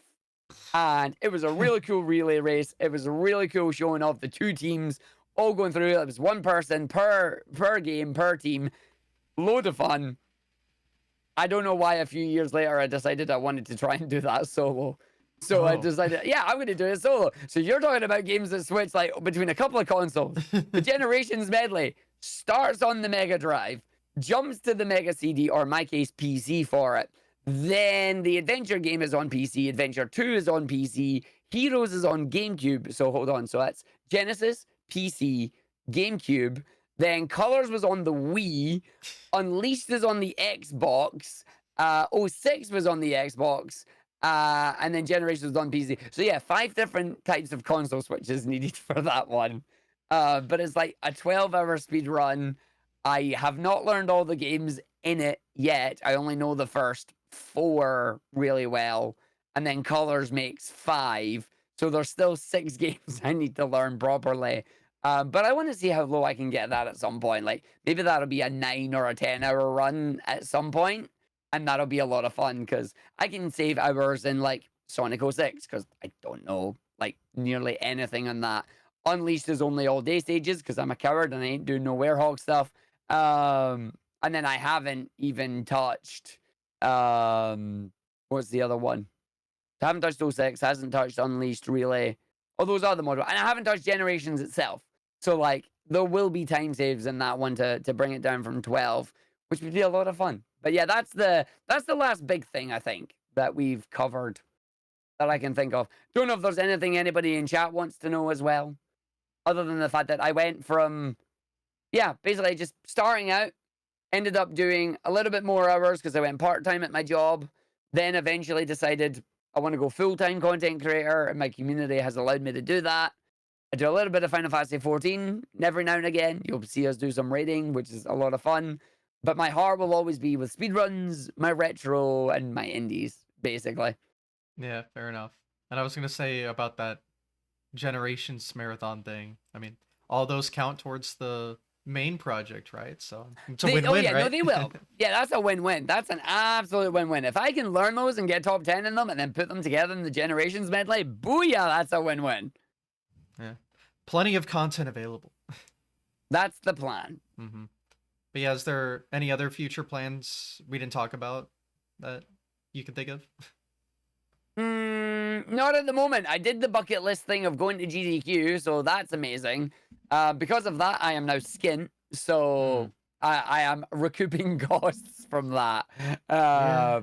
But yeah, it's just a case of I will continue doing the top 10, learning games. I will try out this new Merc League in Star Fox 64. That'll be fun. This month is Hero Month. Oh, that's what I'm going to do. I currently, to recover from GDQ, I'm going to chill a little bit. I currently have a tip incentive on my stream to do what I'm going to call the Sonic Speed Play. And that is going to be doing an any percent speed run of every single game in the Sonic series to see just how quickly it would take me to actually do it. And the reason I want to do this and the reason I want to try that is one, recouping costs from GDQ, but two, just because I'm really curious to see how long it would take me to get through 60 odd games in a row. It will not be single segment because I'm not staying up all night over like 2 weeks to do it. It will just be through my normal stream times with the timer started and stopped between the games. But I have the ability to do it, and I want to try it out. And the reason I'm thinking of this is because I do an event every couple of years known as the Sonic Super Play, which is just we will play through the entire Sonic series in its entirety, speedrun style, but there are incentives during the Super Play where you can go, hey, Arg, in Sonic 1, get the emeralds. In Sonic Adventure, do all stories. In Sonic Unleashed, you're playing the werehog, etc., things like that. And those are really successful events. They're really fun because people will come in for their favorite games. They'll realize there's some new games coming into it that they've not seen that they'll want to stick around for. People love to support the incentives and that for it. But the Super Play is literally like the last one we did was months long. Like, I think I had, if I open up my splits for it, because I have an overall timer, we did 150 hours, 55 minutes, and 6 seconds. Whew. It was long. Yeah. That was a long month. That was a very long month. But that was with incentives in there as well, which were really, really good and really, really fun. And I would love just to take this to turn around and see how long would it take me to do it all any percent style. Like, if the Super Play is 100%, what is the any percent style? And I think that could be a really fun month to do in like September or something. But obviously need to hit the dono goal for that, the tip goal for that. So shelling a little bit on that one. All right. But that's the it's a reverse fundraiser I'm doing basically. It's like I've already went and done GDQ. Now I'm doing a fundraiser for it. And the reason for that is just because I didn't want people to feel guilty and being like, oh, if we don't raise money for the fundraiser, he's not going. It's like, no. I don't want that pressure on my audience. Like, if you can afford it, please do. If you can't, don't worry about it. And that's just how I much prefer to do it. Yep. And so the games that are included there, those are like all of the games you're talking about for the like main project, the top 10 thing. Right? Yes, I can list them if you'd like, but the word Sonic will lose all meaning. We got time. I just want to hear Here it. we go. Let's do it. Here we go. Sonic 1 on the Mega Drive. Sonic 1 on the Game Gear. Sonic 2 on the Mega Drive. Sonic 2 on the Game Gear. Sonic CD. Sonic Chaos. Sonic Spinball. Sonic 3 and Knuckles. Sonic Drift. Sonic Triple Trouble. Sonic Drift 2. Knuckles Chaotix. Tails Sky Patrol. Tails Adventure. Sonic Labyrinth. Sonic the Fighters. Sonic 3D Blast. Sonic Blast. Sonic R. Sonic Adventure. Sonic Pocket Adventure. Sonic Adventure 2. Sonic Advance. Sonic Advance 2. Sonic Pinball Party. Sonic Battle. Sonic Heroes. Sonic Advance. Advance 3, Sonic Rush, Shadow the Hedgehog, Sonic Riders, Sonic 06, Sonic Rivals, Sonic and the Secret Rings, Sonic Rush Adventure, Sonic Rivals 2, Sonic Rivals Zero Gravity, Sonic Unleashed, Sonic and the Black Knight, Sonic and Sega All-Stars Racing, Sonic 4 Episode 1, Sonic Colors DS, Sonic Generations DS, Sonic 4 Episode 2, Sonic and All-Stars Racing Transformed, Sonic Lost World DS, Sonic Boom Shattered Crystal, Sonic Boom Rise of Lyric, Sonic Boom Fire and Ice, Sonic Mania, Sonic Forces, Team Sonic Racing, Sonic Origins, Sonic Frontiers, The Murder of Sonic the Hedgehog, and now we also will have Sonic Superstars, Sonic Dream Team, and if we still include the incentives, which we probably will, Sonic Eraser, Sonic Spinball 8-Bit, Sega Sonic the Hedgehog, Sonic Shuffle, Sonic Freeriders, and Sonic Chronicles as well. Oh my god. That's a lot of games. That's a lot of games. Just a couple. Mm-hmm. All But right, I'm big curious. we got the definitive list. That's good. That is the list of what I do in the Super Play and what I want to do in the Speed Play as well.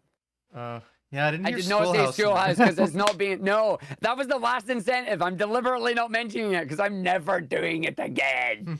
Never. I see. All right, I did see a question. If there was a particular game you're hoping to finish the challenge with as like a special finale. Honestly, I have no idea because Sonic games are constantly still getting made. Frontiers was a fairly good new direction that they were taking with Sonic and being open zone, aka open world. But I need to see like what other games are coming out between obviously now and when this challenge ends. But if I had to pick one out of all of them, it would probably be back to the I'd probably do a duo run of the two games that started it all, which would be Sonic Adventure DX and Sonic Mania. Got it. That's a good song, I think. Yeah, It all comes full circle. pretty much. All right. This is going to be a tough question, but I'm just curious your thought about this. How long do you think it would take you to like accomplish this challenge? If I were to take it serious and do it like one game a month and be able to hit it, not including things like Sonic Adventure 2 that have a massive amount, that would probably take like 3 or 4 months. At the very least, 12, 24, 36, 48, 60. At the very least, it's looking something like 6 or 7 years. And that's with that no is- distractions. And that is if I don't get distracted by other video games and indies and retros and triple A's. And because like I'm a big Final Fantasy fan. I was playing Rebirth when it came out. I've got a whole bunch of games that I've not played yet. I'm sorry. They're sitting sealed over there. I'm like, oops. And there's still new games coming out. Like we got Sparking Zero coming out in October that I'm like, yes, I want to play. So honestly, it is a massively ongoing project. I could do some of them, like I could do like maybe 3 or 4 in a month because the games don't have any, they don't have 10 runners. So I could do like a decent run in a couple of days. And that'll shave it down a little bit. But honestly, if I said one a month, yeah, you're looking at like 6 or 7 years. It's how I'm cheating Twitch is my answer. I see. Well, best of luck. Oh, thanks. Oh my god. Yep. Well, I think that's everything then. Absolutely. It's a pleasure being here. Thank you for having us on. Yeah, no problem. But yeah, just let me know if there's something we missed. But it seems like everything was covered. Yeah, I think we've covered pretty much everything on it. Like the main thing is, you know, Arg, you'll know him for 2 reasons. 1, he does Sonic, or 2, he talks a lot and talks fast. That's what I do. I love it. I love commentating. I love running. I'll continue doing it. So yeah, as long as I'm able to, I'll keep doing it. All right. Sounds good. Well, feel free to self-promote however you'd like. Absolutely. If you want to come and see if you want to watch these challenges, if you want to come and laugh at me going, haha, he's distracted again, then please do at twitch.tv/Argick. that is where most of my content takes place. I will soon be dual streaming to my YouTube channel at youtube.com/Argick there as well. But right now it's basically dormant. Don't worry about it. And you can find me at Twitter as well at JKArgick because somebody took Argick from me on there. But yeah, I just post up shenanigans and whatnot up there. Usually clips of funny moments that happen in the games, or if I'm out and about at cool places and whatnot, I'll give you some photos of that. And yeah, that's where you can find me, mainly on Twitch. I stream 11 until 3 and then 6 until 9 every Saturday, Sunday, Monday, Tuesday, Wednesday. Wednesday is just 6 until 9. Thursday, Friday are my off days. So yeah, full-time streamer, full-time streaming schedule. Lots of Sonic, lots of fun. Come and join us there. All right. Well, there you go. All right. If there are no more questions, thanks everyone for watching as always. See you next week as we continue the streak of weekly interviews. I think this should be episode 77 if I'm recalling. So W. and you've kept that streak up for a week. Yeah, and the YouTube video has been up every Sunday except for 1 week where it was like 2 days late because of an internet issue. But yeah, fair, but you can't control that. But damn, that a 77 interview streak. Damn, that's nice. Yeah, I've been happy with the success of this so far. So, I mean, there's so many speedrunners and so many different insights and stories. So, I mean, it never really gets old. Oh, absolutely. So yeah, definitely. As I said, I appreciate being here. I appreciate being asked. It's been a lot of fun. Yeah. Well, thanks again, and yeah, thanks everyone for watching again. Just stay tuned for next week. If you missed part of this interview, it'll be up on YouTube in like a couple hours. If you're watching on YouTube, see you next Sunday. You know how it is. All right. Take care, everyone. Bye. Bye. Bye.